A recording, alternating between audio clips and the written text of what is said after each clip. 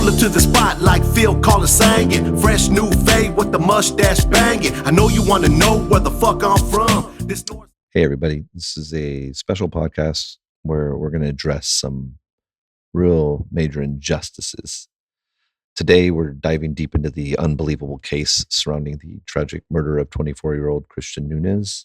The Santa Rosa and Petaluma police departments, alongside the Justice Department, have seemingly dropped the ball in a way that will have you outraged. How could they let Christian's death be swept under the rug while his murderer walks free? Picture this. You got a group of your friends just having a fun night out when a brief 10-second altercation erupts, and in the blink of an eye, Christian's dead. But here's where it gets wild. Despite overwhelming evidence, a blatant racial bias seems to have tipped the scales. Across California, similar cases of deadly fights. Rarely see the killer walk away with just 39 days in jail. 39 days, and they didn't even turn themselves in. No, this group went into hiding for 2 whole weeks before the authorities tracked them down through evidence at the scene. And let me tell you, anyone who can kill, cover it up, and go about their life like nothing happened is, quite frankly, garbage. And the fact that the DA gave them a mere slap on the wrist, it's outrageous. Not only did they walk away with 39 days, but their criminal record could be wiped clean after a measly 4 years of probation. And what kind of justice is this? And how can a system designed to protect victims allow a cold-blooded killer to escape real consequences? Even more shocking, the murderer's entire family helped hide the crime, and they're just as guilty for tampering with evidence and aiding a cover-up. Yet somehow they're walking free too. Now, it's not just me. After hearing from our special guest, Annabelle, which is Christian's sister, I'm sure you'll be just as furious about this. The DA should have taken this case to trial, but instead, it seems they're more concerned about cutting costs than getting justice for a young Mexican-American whose life was stolen. This is more than just a tragic story, guys. It's a glaring example of how broken the system can be. 39 days for murder. Let that sink in. But don't take my word for it. We need your voice. After you hear Annabelle's heartbreaking story, drop your thoughts in the comments. Let's make sure the DA knows the public sees through this injustice. Together, we can hold them accountable. So hit our like button, subscribe, and stay tuned. And this episode is one you won't want to miss. Check it out real quick. Episode, was it 22, right? 22, Annabelle. Where'd you drive from? Santa Rosa. Santa Rosa, okay. So yeah, I got your tag and I looked at your message that you posted on TikTok, and it was interesting. And go ahead and let's talk about it. So my brother was killed 7 years ago, September 10th, 2017. He was out with his friends one night, just bar hopping in Petaluma. Mm-hmm. And at the end of the night, he got into a physical altercation with an individual by the name of Kevin Webster of Napa. Mm-hmm. So my brother used to be a boxer, as a kid. And so he had punched Kevin and he, fell. And at that point, his cousin, Brian, came up from behind and stabbed my brother with a hunting knife. So when they found my brother laying on the floor, he was holding his intestines in. Oh, wow. Okay. Because the knife, Yeah. I'm sorry to hear that, man. But all this is on paperwork, right? All this is in the Yeah. Okay, all right. So what was the motive behind it? There was none. There was just guys out drinking. I think my brother was drunk. Mm-hmm. And from the testimony, but this is witness testimony from the defense side, right? Mm-hmm. That my brother had started saying stuff to him. I think he said something about a or something like that, right? That's probably the way he talked. And the guy took it. So the guy probably was an older white man, right? No, the guy was I think he was 24, 25. Oh, they were the same age as your brother? Yes. Okay. Yeah. Yeah. So, just a drunk dispute then, right? Yeah. I know about that. But during the hearing, they really tried to portray and use for their defense to say that my brother and his friends were all gang members, as to say that was okay, Right. They gang members are trained killers, and we're here just to kill people in our way. Yeah. But you know what, man? A lot of people make it hard for us with that because they do give give people like us a bad name, you know, the people that don't do stuff like that, Mhm. and then but we get judged by that. Yeah. But that's just like every race, you know. Yeah. I mean, they were saying that my brother, like him and his group of friends, were wearing red, Mhm. which wasn't true. Mhm. I mean, at one point, What's wrong with that? Exactly. Yeah. Yeah. I mean, sitting in court and listening to the defense speak, and you know, as they were attempting to tarnish my brother's image, you know, and like the individuals that he was with, um, in that moment, as I was sitting in that courtroom, I was just like, "Whoa!" Like Yeah. every child of color has a target on their back at this moment. Right. Because just them using, and they kept reiterating it, the gang members this and gang member in clothes, and they were wearing red, and which was all lies because they weren't even wearing red. I mean, they forged the coroner report, Mm. said that my brother was a known gang member, Mm. where we had to release my brother's juvenile record just to prove to them that he was not, Okay. right? Because he had been incarcerated as a minor. So let me ask you this: the guys that he got into it with, were they considered gang members? No. Did you guys defense do any homework on them? Any research? Have they ever been incarcerated before or anything? No, but what did come out during the preliminary hearing from Brian's girlfriend at the time of the murder, because during the hearing they were no longer together, Mhm. but that he had a prior Mhm. encounter with individuals who Uh-huh. were brown Uh, in Petaluma uh, 6 months prior, and that he had pulled a knife out oh. on this guy that was already on the floor. Okay, so this guy, Mhm. I mean, just for hearing like about it real quick, like I could see probably what instigated this. You know, it's probably like some racial stuff. But if this guy is not a gang member, why are they bringing up the gang stuff about your brother? Why are they using that against, you know, what, like as a motive? I guess. Because that was the only defense that they had. They were Hmm. trying to plead self-defense to the point. I mean, the girlfriend tried to say she was in fear of her life, thinking she was going to get raped at one point. Oh wow. Oh yeah. Yeah. So was there any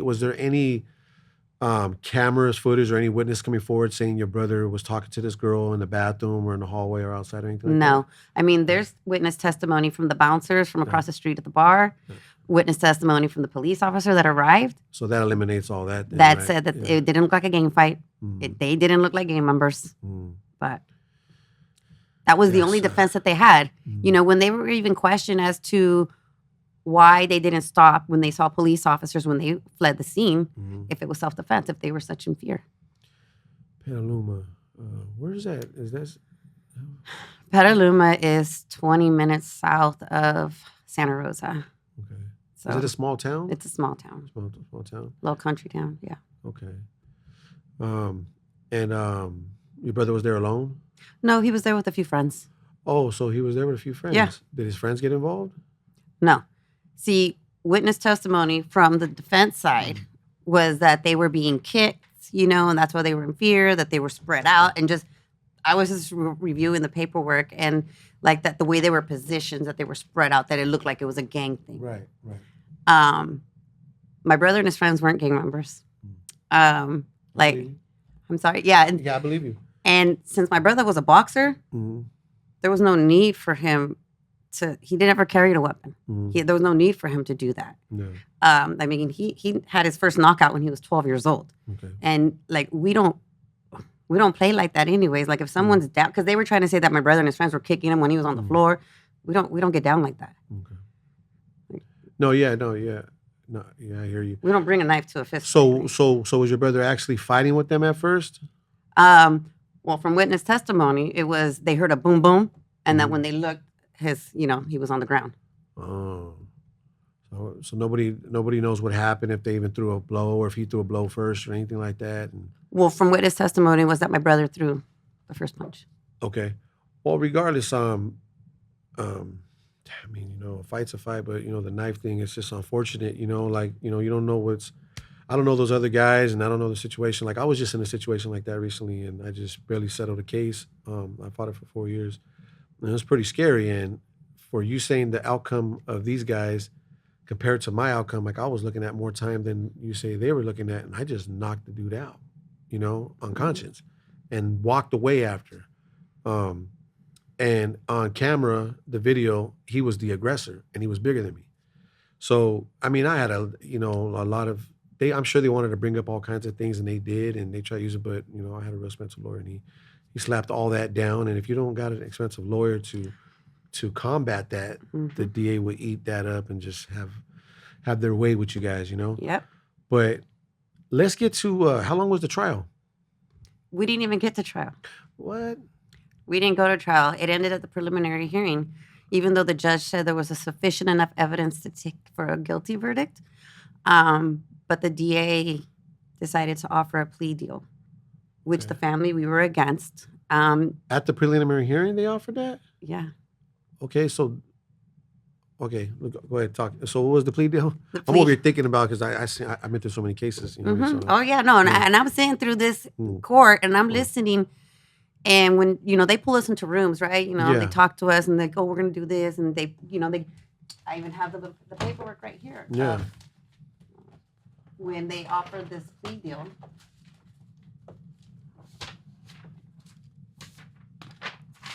They were offering him 6 months in county jail. And when she first gave 6 months in county jail. And when she first gave me the paperwork, it said prison. And in parentheses, it said Sonoma County Maine adult. And I'm like, that's not prison. That's county. There's a big difference there. And then she also offered him 6 months house arrest and 4 years probation. And at the term of his probation, he was given the ability to reduce his felony to a misdemeanor. And this is back in 2019. But the DA is supposed to be on your guys' side, though. Exactly. Oh, okay. So I'm confused now. Like at first I don't know, my mind was thinking the other way, like you guys were the victims and, are I don't know, I'm confused, victim, suspect, but so he's the suspect and you guys are the victims and they offered him a deal like that. But not only that, witness testimony from the girlfriend again, she stated that they were all called to a meeting at their home in Napa, at Brian's home in Napa, and that Who's they? It was Brian's older brother called her, Nicole. Who's Brian? Brian is the guy that murdered my brother, Brian Webster. Okay. So Brian Webster and Kevin Webster was the one that my brother first had the altercation with. Okay. His cousin Brian came up from behind with a hunting knife and stabbed my brother. And so Brian... So your brother was face to face with one guy and the guy who stabbed him came from behind. Correct. And okay, keep going. And so then, and this is all witness testimony because I wasn't there, right? And so I know one of his friends in the testimony said that he had grabbed my brother from behind and was like, you good? You good? Not realizing he had been stabbed. And so my brother said, yeah. And so he let go of my brother and my brother just went face. Yeah. Yeah, wow. So when the wound, was it on his back? Nope. On the side? Okay. Yeah. So that looks like somebody came like that. Okay, yeah. Yeah. I mean, it's kind of clear cut. Like, Yeah. wow. Small town, people know people then, I guess, Yeah. So what was the meeting? So the girlfriend said, her name's Nicole.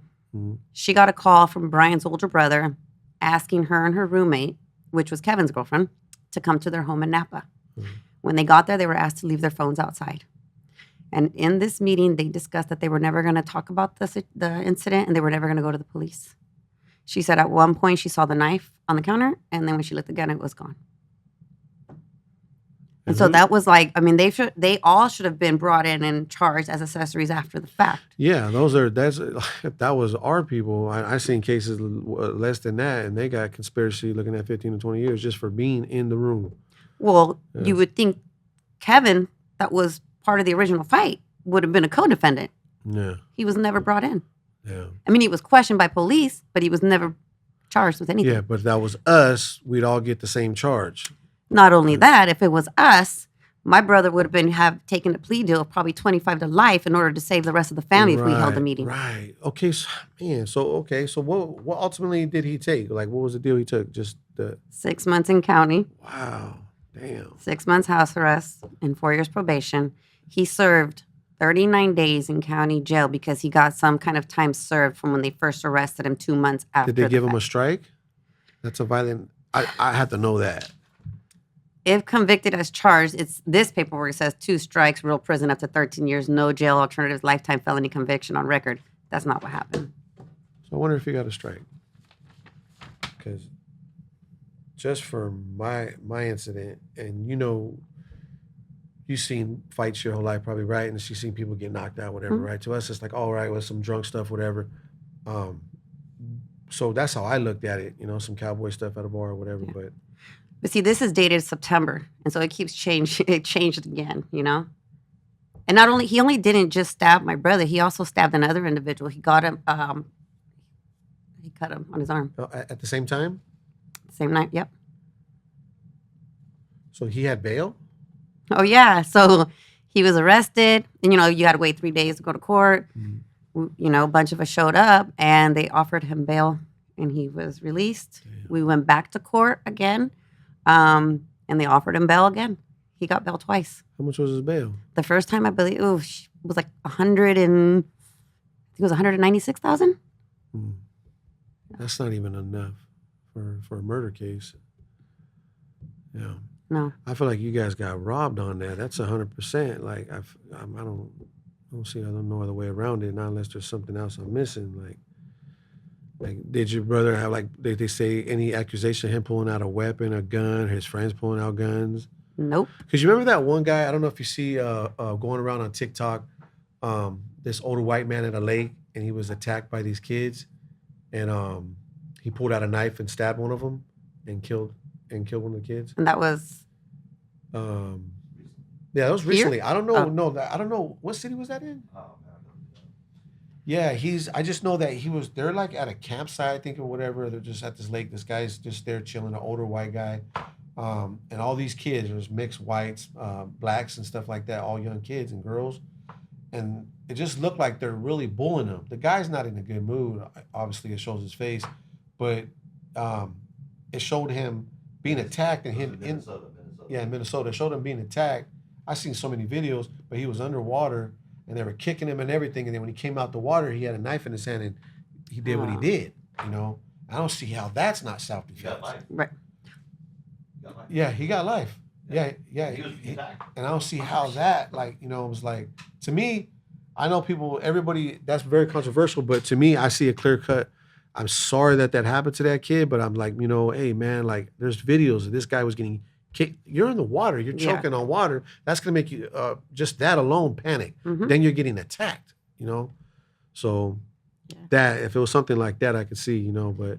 I mean, Sonoma County's, it's pretty racist. Yeah. I never been out there. I just hear about it on the news and stuff like that. Just Sonoma County, the rain, the water, or whatever, the fires or whatever. I've never ever been there. But I can imagine. But I mean, it's everywhere though, right? I mean, the system was built this way. People are gonna say it's broken, but it's not.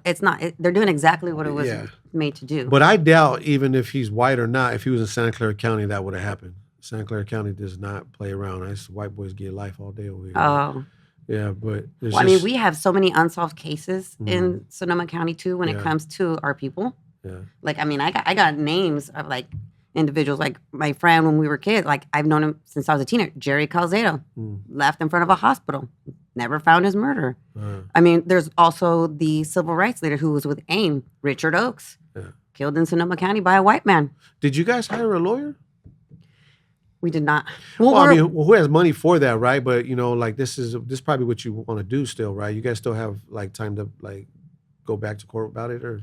I don't know. I'm hoping that we can. I recently reached out to one of the victims advocate, that works with the DA, just to see about restitution and stuff like that. I'm still waiting to hear back from her because I wasn't aware. Well, do you know about that? Victim awareness, stuff like that? You guys are, by law, in California law, you guys, if you're a victim, you guys are allowed certain, to be paid out for your, the expenses and stuff for the funeral and all that, I would believe. We did. We got compensation for the funeral. I think they give you $7,000 for funeral expenses. That's it. Yeah.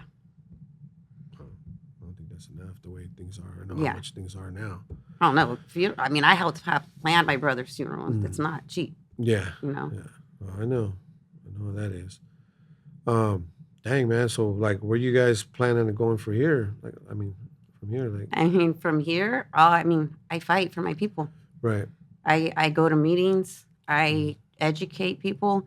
And it's sad because when I was going to court and trying to get people to come and support, because well, that's what this video is good for, because you could reach out for support. You could look directly at the camera and give them your information. If anybody that could help you in this situation, reach out to you and let them know your contact so they could get direct contact with you. I mean, what I want to do, I just want to make awareness, because a lot of people they turned Hispanic on me, and just turned an eye, and because also think people will always want to assume like, oh, you got into a fight, getting into trouble, you're eres un cholo or whatever, pandillero. Yeah. I mean, it comes from our own people también. So. Yeah. Well, we do give ourselves a bad reputation, but that's like every race. There's a in every. I mean, excuse me. There's an idiot in every race. And there's multiple idiots. Millions and stuff on every race. So it's like, unfortunately, like when people see people right away, like they're critics, and if they see something bad, they're gonna judge that whole family about it. And I have sons, and I tell my kids, because I've been through so many situations. I have knives pulled out on me, I have guns, bullets flying through me. I mean, I heard bullets going like past my ear. I've been through so many different situations, and I tell my kids, like, no matter how strong you are, big you are, like try to avoid every situation by all costs, because I had to learn the hard way. And by trying to prove yourself to every single person that you just come across, especially if you don't know them, it's kind of insane, because God didn't make us look different. He also wired our brains different. So you don't know what that guy's thinking. He's perceiving it totally different from you, obviously, if you guys are arguing. But who are you to try to correct this guy's mindset right now? I try to talk to my kids about that, because I didn't have a dad growing up. So, my dad and mom was all in and out of prison and stuff. So I try to tell them, and I wish I had that kind of, talk to me where it's okay to be like, oh man. I was taught to be like, nah, face the situation. But I mean, it almost got me killed a lot of times, and I don't want that to happen to my kids, you know what I mean? I mean, my son's 26, and when he was 15, back then we had police officers on campus. We don't have them anymore, because during the George Floyd protests, we were asking to defund the police, and that's what got taken out was the police from our campuses. But I got called to the high school once, and they said that my son was about to get into a fight. And as I'm talking to the assistant principal, the police officer chimed in and said, your son's showing signs of being a gang member. And I said, oh yeah, what are those signs? He said he changed his shoes and he put on gloves. I was like, oh. How is that a sign of a gang? That's, well. I mean. Yeah. And I said, you're not doing that to my son. Nope. I remember like about 15 years ago, one of my friend's daughters was in elementary school, and she came home and said they showed a picture of me and my family and said, these are what gang members look like. And they were teaching elementary kids that. And he got mad and went to the school and told them, hey, you showed my daughter a picture of of her own family, and showed the whole class that these are bad people and made a big issue about it. And I was like, and the picture that they showed was just a picture of us just chilling with, by a barbecue pit and stuff like that. But these are what gang members look like. I don't know, man. Like, this is very controversial, but I can speak on it because I was raised, in the neighborhoods and stuff like that, not by choice, but, by just upbringing, inheritance. But I feel like the stereotype is real, you know what I mean? And it's kind of difficult to shake it, but, like, that's why these podcasts are important to me, because it shines a light on who we really are and where our mindsets are at, stuff like that.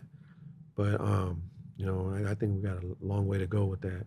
I mean, I think we really need to make awareness to our people, because a lot of our people, I think, are in denial. It's, because we all have our little different worlds, right? Right. And if you weren't brought up in this world, or you don't have loved ones who are about, you're not going to understand, or you're not going to empathize, But I attend city council. I go to school board meetings and other little subcommittees. Yeah. And at one of these meetings that I was at, the juvenile probation department was doing a presentation on their policies and procedures. And at one point, he made a comment saying that business was going up when he's talking about our kids. Yeah. Wow. See, and that's important that you're in those meetings because they need our perspective. You know, they need to see it from the inside out. You know, um, yeah, it just sucks. Like I look real deep into things and stuff like too much, and I don't know if this like makes any sense to you, but if you watch like old Native American movies and stuff like that, and you see how um, one Native American goes to the cavalry and sells his whole family out, you know what I mean? Um, but then they labeled that whole tribe savages. Not today they call them gang members. Mm-hmm. It's just another way to silently over like it's like a threat to us. When you call me that, it's like, wait a minute, like that's not who I am. You know, I don't want my neighbor to look at me like I'm a domestic terrorist. Excuse my language again. I don't, I want my kids to be accepted with your kids and and be able to be accepted in these football games and stuff like that. We want the American dream too, but this. I don't blame none of my people either. I believe this is a situation they created. Because if you look back deep into the gangs, and I'll go all the way back to LA, the zoot suits and all that stuff like that, there was when whites were occupying those neighborhoods once, people like us weren't allowed to go through those neighborhoods. They were bullied. So what do you think our people is going to do now? You know what I mean? We're going to do the same thing. It's learned behavior. Mm-hmm. And it trickles all the way down to any state you go to. The same thing happened in every state, in every neighborhood. We didn't come here to do that. You guys, it's just, we follow your law. We follow your rules. So, I mean, if you really want to go deep, I mean, they planted the seed. Mhm. Like, I remember I was a teenager. I was a kid when the Yeah. movie Colors came out. Yeah. And, I mean, did we have gangs in Santa Rosa? I mean, there was probably like one, right? Mhm. But after the movie Colors came I'm out, telling you. man, they was popping up everywhere, right? Yeah. And they were using that. Like, they get into trouble, say somebody got into a fight. Oh, it was gang related. No, they were fighting over some girl. Like, but you know what I mean? But they're going to use that. You know what I tell people if I'm stopped by the police or anything like that at my age at this time, it always bothered me. I'm talking about for the last 30 years, it always bothered me. But at this time age, the only thing I'm gonna say is like, I'm not the problem nor the solution. You know what I mean? So I'm not the one to worry about. Trust me. You know what I mean? And that's that. Like there's people that are negatively influenced like I was growing up that don't have a head on their shoulders. Maybe you need to go focus on them people, but like I'm all right over here. I got all my kids in sports and my kids are all adults now, but I did my part, kept them out of the system as juveniles. Other than that, I could still talk to them, still mentor them, still coach them, but I'm not responsible no more, Right. And I think I did my job because I didn't have no chance like that. Yeah. Growing up, and it's very important that people like you, and there's a lot of other people that are doing nonprofit programs and stuff like that here in the city. That's why I like my city, San Jose. Like, there's a lot of things about it I don't like, but what I like about it right now is a lot of my people are stepping up and doing these nonprofit programs. And now when people are poor and we're looking for help, we actually could go to our own people and ask for help because they have these programs now, Yeah. instead of going to like somebody who looks at you and stereotypes you, and stuff like that. These people actually came from the same thing we come from. Yeah. I mean, we're starting to get a few nonprofits that are run by, people like us, Mhm. but there's not enough Yeah. at this point. I mean, Well, not a lot of people are up on game. Tell them, what's that, the 501c or what's it called?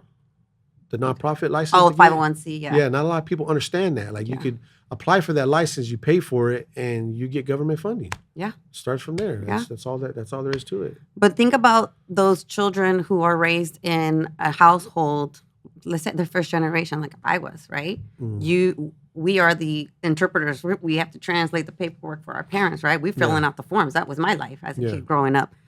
And so what happens with those kids? Because they're falling through the cracks.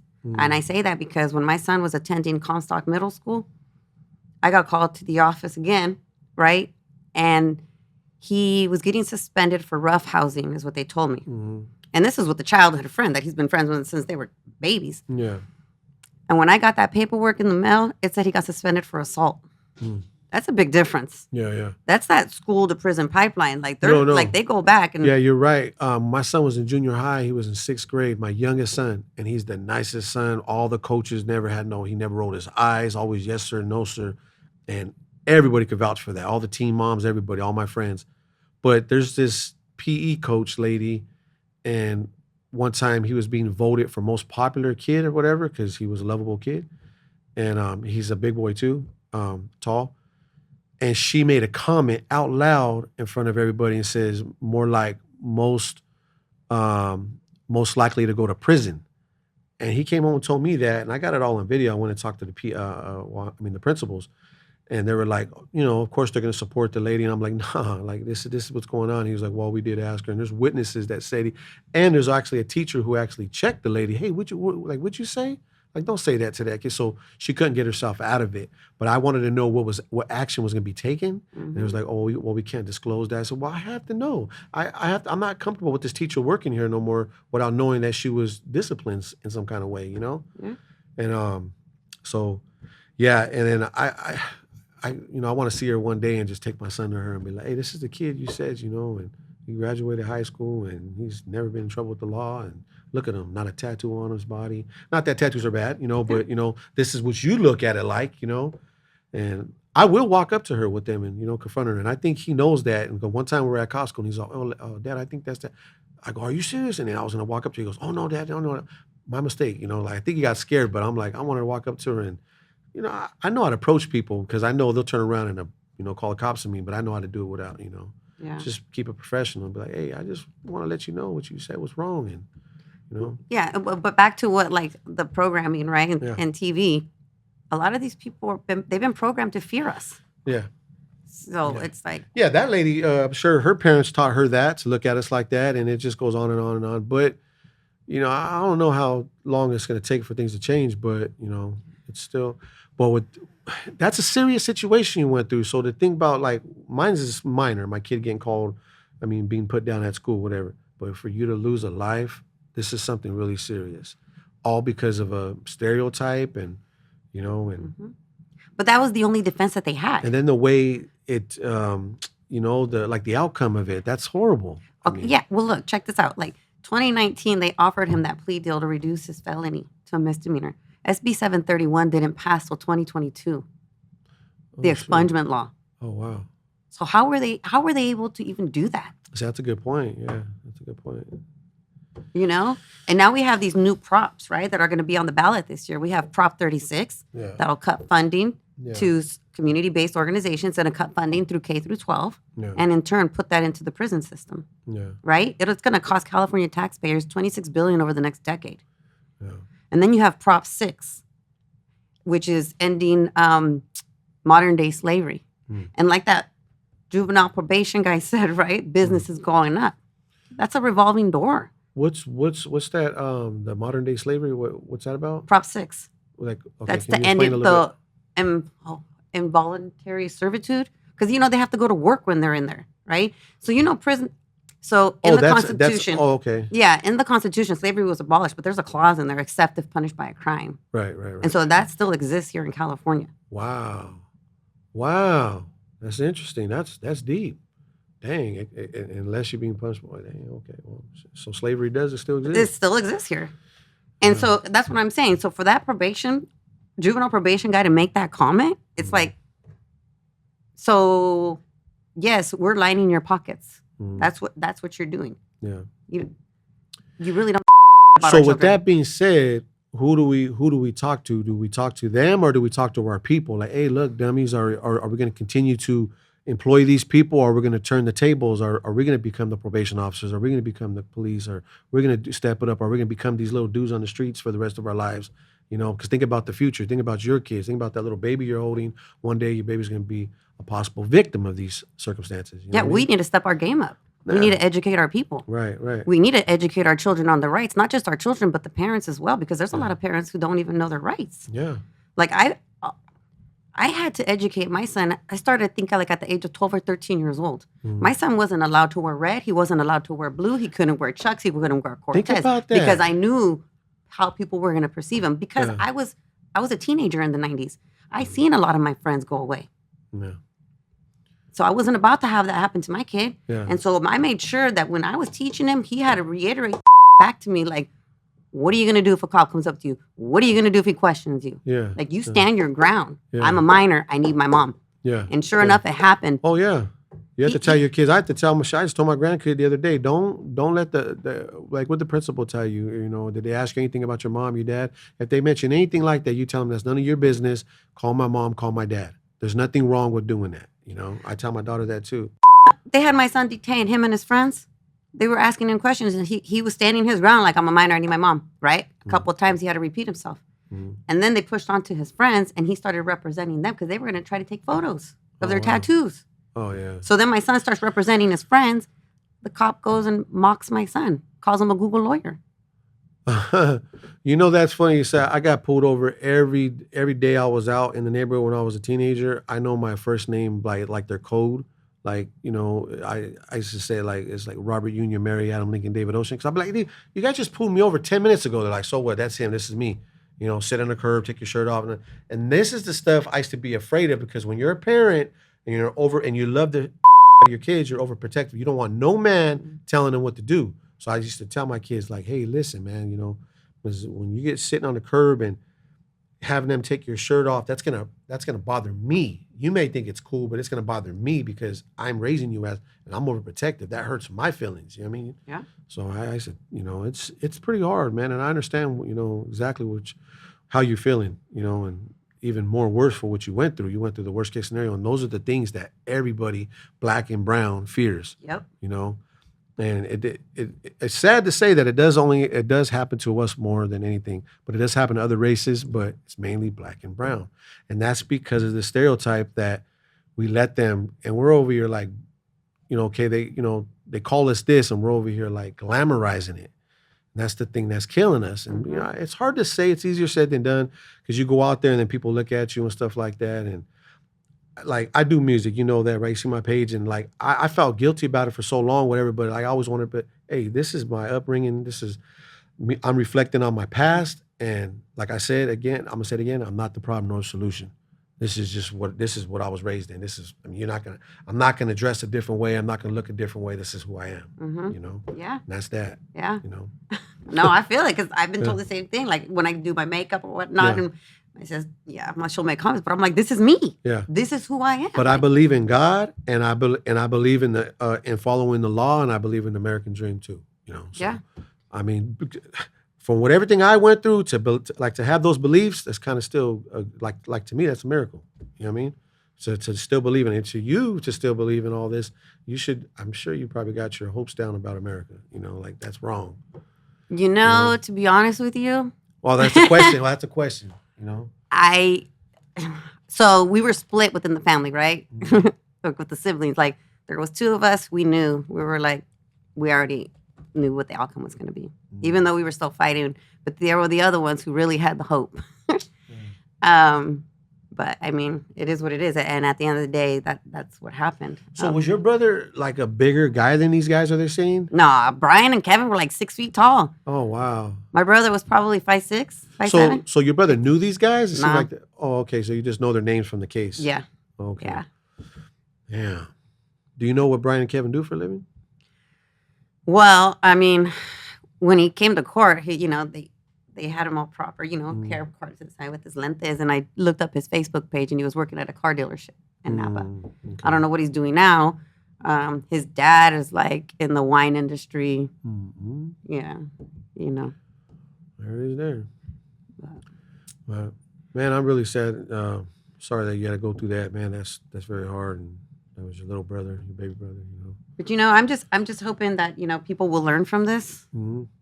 Yes, this is exactly what I wanted to get out of it because that's a giant me and you both ain't prepared to go up against. We could just the only way to go up against is get the the people educated to prevent this from happening. Yeah. Like I tell my kids, you see people like that, like, and they're asking, like, you don't even know it.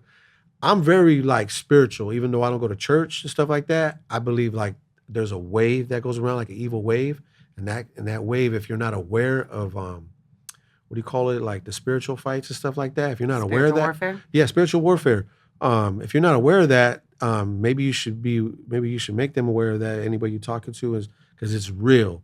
If you've seen that coming, you should that's your senses should have went out. Where's your spider senses at? Like, hey, I don't know these people. They don't know me. This is something This is a misunderstanding waiting to happen. And the possibilities, think about the possibilities. They're endless. If you think the worst case scenario for every situation, be like, nope, not. But to get everybody to get in tune with their spidey senses. Yeah, I mean, but that's all we could do is spread. It's spread awareness, like Yeah. you're saying, and this our little episode here may help some people tonight. They're gonna go out and they're gonna, because if you plant this seed, like, screw this, anybody gets in my face, and that's exactly what you're going to do. Even though you're scared, that's exactly how you're going to react. But if you plant your seed, like, I'm going to try to go around this, and I'm going to outsmart these situations. And if you're aware that those people don't even know you, so it's not personal, so just try to, Yeah. I mean, I don't know. It's just easier said than done, but. Yeah, sometimes you just got to walk away. But, too, Yeah. like when fear kicks in, that Yeah. changes a person, Yeah. too. And then you're drinking, and alcohol makes it worse, man. And, like he wasn't aware from his behind, and he should never let nobody get behind him. Yeah. It's like, but yeah, it's kind of like, he was young too, Yeah, he left the sun. No, outside. And supposedly all the cameras weren't Wow, working. yeah, I didn't even ask about that. They weren't See, working. Mine was working real good. Oh, Yeah. yeah. They weren't working, apparently. And the cameras benefited me, but I still got the case. Yeah, Oh, it's yeah. So it was one of those, but I Injustice. wasn't. don't. I mean, I probably could have won it, but I kind of, chickened out at the end, and I was like, I'm not going against this. Like, Yeah. No, like even look, there was a statement made by the district attorney one day when we were walked out of court, and she tells my sister and I, because they had just come out of chambers, and she said, when we were in chambers, Monty says that I wasn't. You're not working with us. Monty was the defense attorney, and she said, "What are you talking about? I'm bending over backwards for you. Why are you bending over backwards for the defense when you're supposed to be representing my brother?" huh? Yeah, that don't make no sense. That's why I was confused. I'm like, I'm over here thinking because you're Mexican, like I'm like, we're the suspects, right? But we're actually the victims in this situation, And that was the thing. So when I've known, right, the system is what it is, right? Because I've had a lot of friends go away for a long time. Yeah. But to be the victim in a situation, I was like, what the is going on here? Yeah. Damn. And they So you never had a private meeting with the DA yourself? Like, Yes. Oh, okay. Yes, I had a meeting with her. She was the chief district attorney. Her name's Ann Masterson, and the main district attorney, her name was Jill Ravitch. So my sister and I walked in one day and we're like, we want to meet, and she's like, oh, you want to meet with Jill? And we're like, yeah. Yeah. So Jill comes in and gets on the whiteboard and is very condescending. She puts a little line up there. She's like, the judge said, there's barely enough, you're barely crossing the line, like, to win this, like, yeah. And we were like, we don't care. Let's go. We want trial. Yeah. They weren't having it. They didn't care what we had to say.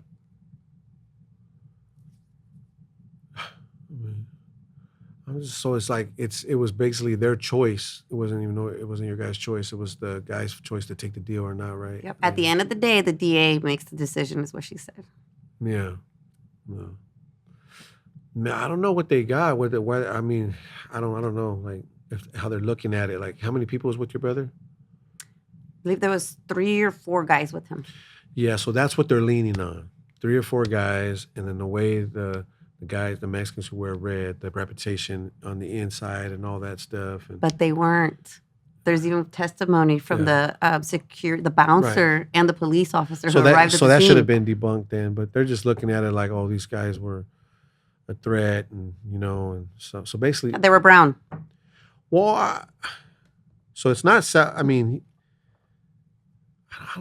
I just still it don't make no sense. Well, because if they were white, what were they going to use? What defense could they use? Yeah. Like, what? Yeah, seriously, they're brown. So what's the first thing? Gang. At one point, they even said that he was having PTSD because his uncle was a gang task in Salinas or Stockton or somewhere, and that's why they were in fear of their lives. Like, come on. So like he was educated by his uncle, yeah, and then your brother didn't have no weapons on him. Nope. Wow. Yeah, man, that's an unfortunate circumstance. I don't think I'd ever want to go to bars again after my situation. Yeah. No. Yeah. I mean, I used to like things like that. It was exciting because of the stuff I grew up in and stuff like that. It's like you're weirdly excited about like the weirdest things, like movies. I'm like not fond of too many movies. I don't laugh at some jokes that people could laugh at. I'm like, I got to see some real serious stuff, you know? So, but as you get older though, and you start to not think for yourself selfishly and like, I don't care. I'll walk in here. I could walk in here with two guys or just one guy and be aggressive and catch all these people off guard, and it's easy, right? But then you got to worry about the karma. I believe in karma, and that stuff's real. And I just think twice about things now, man. Yeah. It just, Oh, comes no. with age. It does come with age because I didn't think like that when I was younger. It does, but like for me, I have a son that's 26. He still goes out. You know what I mean? He Yeah. goes out with his friends. It's scary though, right? They go Yeah. dancing. Yeah, it is. I've always, I mean, I'm at the point because with death, you learn a lot, right? And so I've had to let go and not live in fear and worry all the time because I'm not doing anything for myself and I'm not doing anything for my son at that point. But this is it. And one thing that I've been hearing lately at these meetings is like now they're talking about our girls and saying that there's a rise in crime and girl violence and girl gangs and stuff. In your city? And yeah. Oh wow. Yeah. And I have 3 granddaughters. So I'm like, oh no. Things need to change. Yeah. Yeah, they leave the girls alone, I don't know what else to say about that. Like, I mean, look, I currently volunteer at a high school that's predominantly brown. Recently there was an incident at the school, and I recently witnessed, police officers trying to question a few girls. And so I come in like, hey, they're minors. They need their parents. Right. Then he comes at me like, who are you? With that tone and their demeanor, I'm American citizen and I'm invoking the right. And I'm like, oh, hi, I'm Annabelle. And you shake his hand. He's like, who's your supervisor? I said, I'm a volunteer. Wow. I don't have one. Yeah. We were just talking about this right now. This guy that we want to interview, his name is, he goes by, what's it called? Bay Area Transparency. And he tells cops like it is, and he goes in places. And there's some good cops, there's some bad cops, but he puts the bad cops in their place. And there's this one where the cop like made fun of this guy's shirt. And the guy was like, hey, man, he goes, don't you know that, in your the rules that you signed or whatever, he says that you're supposed to be polite, and stuff like. He goes, I could get you fired for for that statement you made and stuff like that. And the cop got all spooked and stuff like that.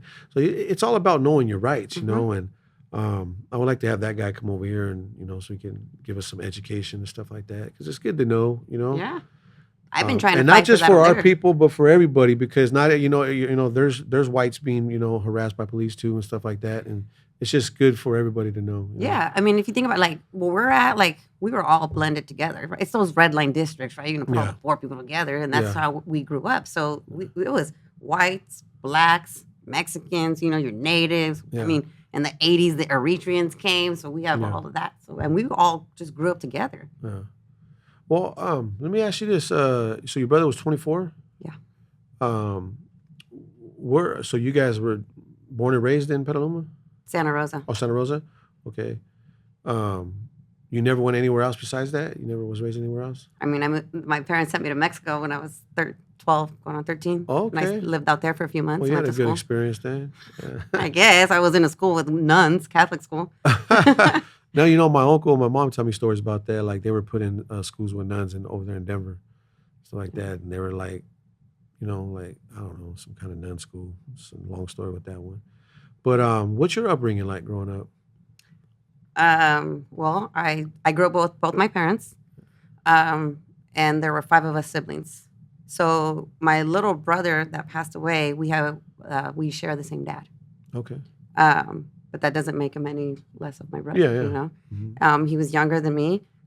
He lived with me for a few months when he was a teenager. So I was sort of like his mom, his sister. Like we hung out. We were like friends. Yeah. But growing up, I mean, there was 5 of us kids in the household, so it was a little crazy. So how'd you hang out? Did you do the going to like the house parties and stuff like that? House parties. So I have an older sister. The reason why I'm asking, like before you answer this question, the reason why I'm asking, I'm gonna go ahead and tell you why I want to because we're giving people an episode here, and we want to let them know who's speaking and where you come from. So you do have some kind of knowledge of us, you know. Yeah, no, born and raised in Santa Rosa. As a teenager, at the age of 14, I started coming to San Jose with my sister because she's 6 years older. For what? Car shows. Oh, okay. And All cruising. you guys came out here, huh? What year was that? This was like 1991? 90, 91? Yeah, I was out there. I was a kid, though, when I was out there, though. Yeah, we were cruising Story King. Remember when the cruise used to go all the way to El Camino Real? Like, it used to go so far?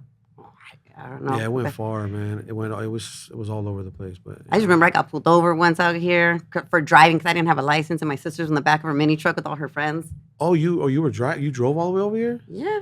And at 16? No, I was 14, but I was coming with my sister. Okay. She's older, but when we were here at the cruise, Yeah. she wanted to be in the back of her mini truck with all her you were girls, so driving. she had me Okay. drive. How old Yeah. was your sister? She's 6 years older, so she was 20. at the time. Okay. All right. Dang. So you guys were here in those days. Yeah, we were car shows. Shoot, and I then was I had out family here out in here. the 80s with my mom when I was a kid.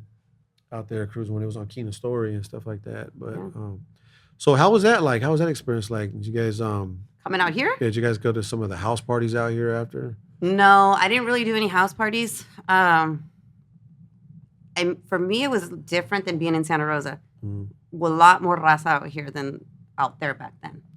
Okay. Yeah. You know, San Jose's always been known for their little all of us here. Yeah. I mean, and I actually grew up coming out here as a child too, because we had a lot of family here on the east side. Mm. Like I always remember McKee, because we always used to get off on that exit and we would always go to the flea market. Yeah. Okay. Yeah. Yeah. All right. So how about back home? What'd you guys do back home for fun? For fun?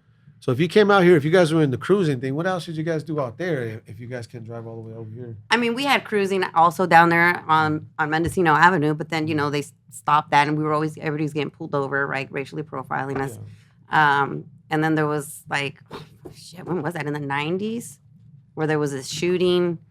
And then that just stopped because, but that's, we would have house parties out there and do that. But we had DJs with kegs and stuff, not like what they do. I don't know. Nowadays, I don't know what they do. And your mom's from Mexico?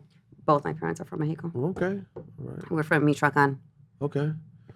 There's this dish my neighbor gave us one time. It's called morisqueta or something. Morisqueta. Yeah, it's chicken, right? With rice, with gravy?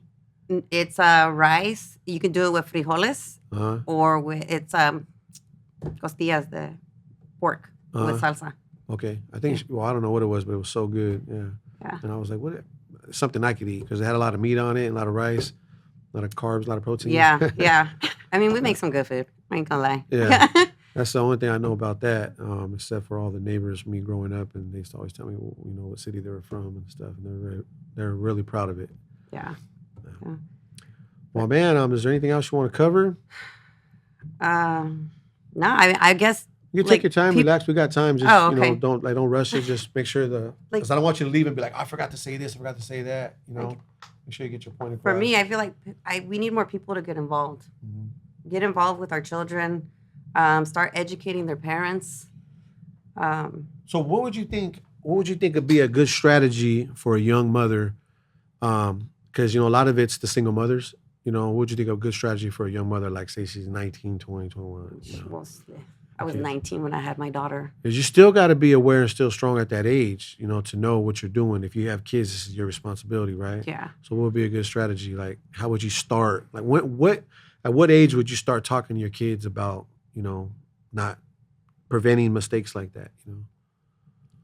You know what? To be honest with you, I've started with my granddaughter. She just turned 7, and we've been talking about trust. And you guys can't trust people. You have to be careful. They're smart. They're smart. Man, we underestimate our children. Mm-hmm. We don't listen to them, and they're giving us some good information. Right. But we don't take the time to listen. I think that's a good age to start because you install it at an early age. If they can learn their ABCs at 2, like, come on now. Look, I've gone to these school meetings and I tell them, we're hindering our children's growth. You go to Mexico, you got kids cooking at 4 years old, driving cars at 7, 8. Yeah. And over here, we're just keeping them stagnant. And we're stressing them out. They got to go through all these tests to get a license and all that stuff, which is understandable. But, Yeah, I mean, I You know how I tested my kids? I just threw the keys to the woman and says, because I know if I get in that car with them, I'm going to make them nervous. Because if you don't know what nervousness is, a lot of people don't know what nervousness is because they were raised with silver spoons and stuff like that. So I just gave them, because I know you got, come on, it's like a Hot Wheel, it's like a bike. Just, go. I'm glad you're saying that because it just triggers something for me. And it's like and some advice that I would give to a single mom, like for myself, we grew up very poor. And so we didn't have much growing up. So when I had my children, I wanted to make sure I wanted them to have what I didn't have. But that's also not the answer. No, not only that, you got to give them up here that we didn't have, not just the material things, the mental things. I gave them the mental things. I grew up very old school Mexico. My mom is from this place called Tumbiscatillo, which is a small little town, and my dad's even deeper in the mountains called Plaitas, where I went there at 13. They still didn't have electricity. Oh, wow. You know what I'm saying? Yeah. So very old school. And so I've instilled what my parents have instilled in me, like the foundation. Okay. You know what I mean? Like respect. Right. Be about your word. Loyalty. But now it's sometimes we're too loyal to a fault. And so now it's more like you need to be loyal to yourself first, Yeah. And so that's a good point. Do you have a daughter?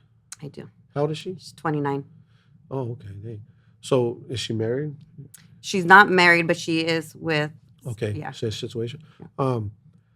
Do you talk to your daughter with this tone like you're a woman? Don't I'm a man, or because I see there's different things how women talk to their kids or how women's attitude are towards guys, and they want to just like, you're not going to punk me, and so they think their defense is to be disrespectful towards a man rather than be like humble and like earn your respect type stuff and not just demand it.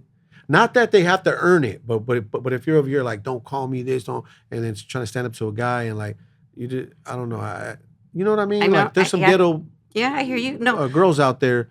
Like I think a woman. This is. I'll wait for your opinion about it, but I think mine's is like I think to raise your daughter to be polite and respectful to anybody that's in her presence,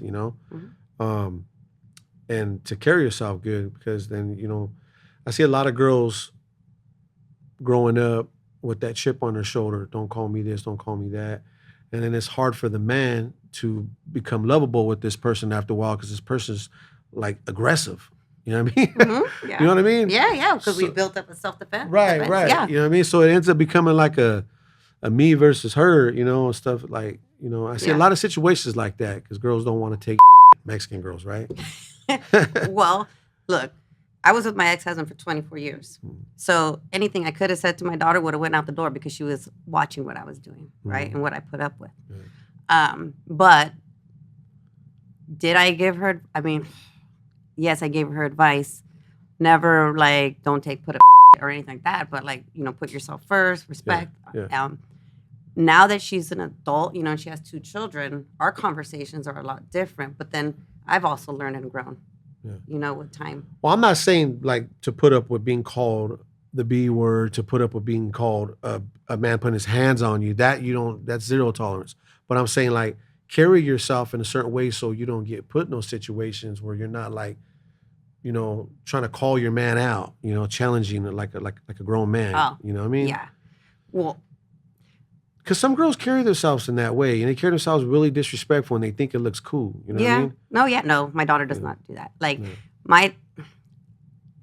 regardless, even with everything that, like, even, I'll speak on myself with my ex-husband, I didn't disrespect him in front of his friends.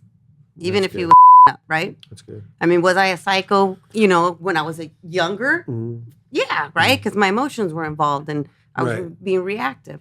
Right. But females have a lot of emotions. But I still never, like, called him a bitch or anything like that, right, in front of people. I always waited till we were home. Okay. And then in private. There's nothing wrong with that. And the man should respect that. But when I'm saying, like, if your daughter goes to a bar and a guy walks up to her, see, I always told my girl this, and I've been with her since I was 17. And I says, if you're at a bar with your friends and a guy asks you to buy you a drink, you respectfully decline, right? Don't be this little snobby girl like, what the hell? And give this guy like a conscience. Like, man, what did my breath stink or something? Now this guy's gonna call you a name, and then you're gonna try to fight this guy because he's gonna be like, Yeah, like, yeah. You see situations yeah, like that, right? Yeah, no, my daughter's different. So, My daughter's different than me. Right, because then there's a female that will walk in and be like that. Then there's a female you be like, hey, can I buy you a drink? Oh no, thank you, that's fine. And that's it. Yeah. Like but no rolling eyes, no disrespectful like. But I appreciate the offer, but no thank Yeah. There's a way to respectfully decline it, because that could prevent your daughter from getting slapped by this drunk guy, even though he's not right. But you know what I'm saying? It's kind of one of those rough things right there. I've always just talked to my daughter and I tell her just to make sure she has her together, where she doesn't have to depend on anyone. Right. You know what I mean? Yeah. Where if you're in a relationship and you guys separate, you can still take care of yourself. Okay. What she does, she's grown now, right? Mm-hmm. But when she would go out, she was that person, because I've heard from her, my son, that they go out, like she's the social butterfly. She's very outgoing and gets the party started and whatnot. Yeah. But yeah, no, she doesn't give attitude. She's not like that, but Because I was raised by a mom that was really, really roughneck, and her mom was rough, and her mom was rough. So, to me as a guy, like I would just speak for myself. I can't speak for I don't know how you other guys like your girls rough, but I don't like that. I don't like a woman like I use my mom as a clear example because I love my mom dearly. She passed away some years ago, but I still love her dearly, and I didn't like her attitude towards men. But obviously she wasn't raised right. Obviously that was her learned behavior. So what I'm saying, I'm speaking with experience. Like I just don't. It's just for all ladies out there, it's not attracting. You make it hard for a man to love you. How's he? No, He felt like, man, is this a guy want to fight me or is this a girl want to love me? It's really serious. But that has to do with a lot of like their upbringing, right? Or past relationships It's true. and stuff. Like for myself, I had to learn like. I can't bring my past into my present. Mm-hmm. Just because he did this doesn't mean this individual's going to do this. But you also have to read every individual you're with and pay attention too, right? Yeah. And you got to let nip in the bud as soon as it happens. Hey, don't speak to me like that. I don't appreciate it. You know what I mean? And set your standards. Yeah. I've been stereotyped for raising my voice for a certain situation because it reminded my girl of another relationship she's seen from her family members. I'm like, so now I got to I don't even know this dude. Now I got to take his damn reputation going because I'm a man too, Yep. So we give each other bad reputations. Even if it's not from a past, I'll speak for myself. My sister and I were sitting there talking one day when we were in recess at court, and we were speaking about our relationships, and we were like, holy because we didn't want to be, without saying too much about my family, but we didn't want anybody to, we weren't going to be the victim. Yeah. So we and that's how a lot of ended up becoming the aggressors. Yeah. And that's what sucks. A lot of our, the Mexican girls are like that, and it's not even that. I see the blacks are struggling with that too. Shout out to the blacks, but it's just, this is why we're talking about this. A lot of people are going to relate to this conversation. But it's okay to be nice. It's okay to put your guard down. It just really makes things that much better. And if that person's not going to appreciate your kindness, then respectfully walk away. You don't got to sit there and battle it, call them names and turn into this monster too. Yeah. No. Just like, all right, I gave you my niceness. I'm not going to give you my badness. Why? I'm not giving you nothing else no more. I'm gone. You know what I mean? Yeah. I want to touch on what you said though regarding the drinks, guys, because I was that I would decline, but I wouldn't be rude. Yeah. Because you never know. You're dealing with somebody's like he might have a low self-esteem and he took a lot to go up there and ask you for that. You know what I mean? Yeah, but understand my position is that I'm aware that if I allow you to buy me a drink, now you're going to want to sit here and have a conversation. No, that's why you got to teach them to respectfully decline it. Yeah. Yeah. Like, hey, I appreciate it. There's, I mean, like another way, hey, by the way, thank you, I appreciate that. Well, can you give him a shot or whatever? I don't know. Yeah, man. yeah. You know, there's some way to throw it off, you know? Yeah. Talk about football or something after, but just slowly move away, you know, if that's what your mission is, you know? Yeah. But then you also have to understand, like, for myself, I had been with my ex-husband since I was 16 years old. Mhm. So this whole going out into this new world as a woman Mhm. is very new to me. And so it's.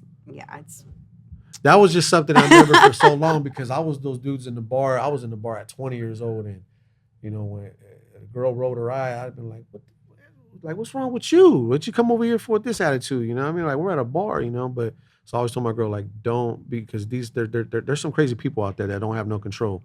You know what I mean? And they'll smack a girl, and then, you know, all because you try to stand up to this guy and be a tough, you know, woman. It's like, come on, it's not worth it, you know? Yeah. I mean, you got to give respect to. Yeah.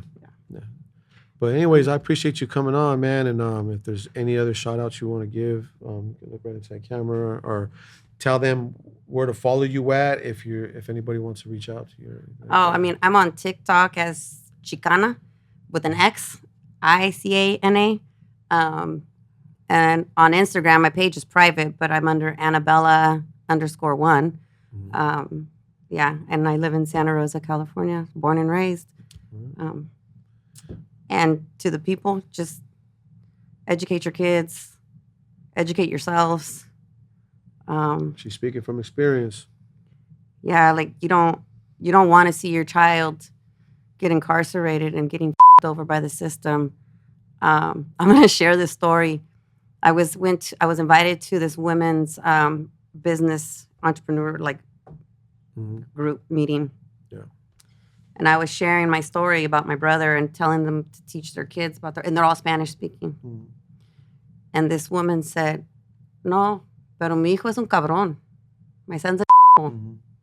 And I looked at her, I was like, those are our Those are our cabrones. You don't want him getting locked up. Right. You don't want to just hand him over. Right. You hand him over, he's done. They're going to keep him in the system." That's a good point. I used to tell him, I used to point that out to my girl when she was thinking I was rough on my kids, scolding them. Like, do you want a stranger telling him this, or do you want somebody who loves him to tell him this? Yeah. It's going to make a lot of sense when you think about it like that, because I had a stranger. I had a foster parent throw me down the steps. I had juvenile counselors restrain me, basically almost break my arm, put my arm in a cast because of the way they restrain, and that's what that does to a child, to have a grown man put their hands, on your child, Well, I mean, and then they lock them up in a cell. Yeah. I mean, like a dog? That's inhumane. And here's the other thing. This has been bothering me because I even talked to the DA about this because I ran into her a couple years ago after my brother's case, I think maybe 2 years ago, because there was a kid that was killed. Mm-hmm. So there was a, town meeting, whatnot. And I'm standing there having a conversation. And I see this woman on the side, and I'm like, she's just staring at me. And I turned and I looked, and it was the DA. And I was like, wow, what's the chances of that? And she said, "I'm so happy to see you here."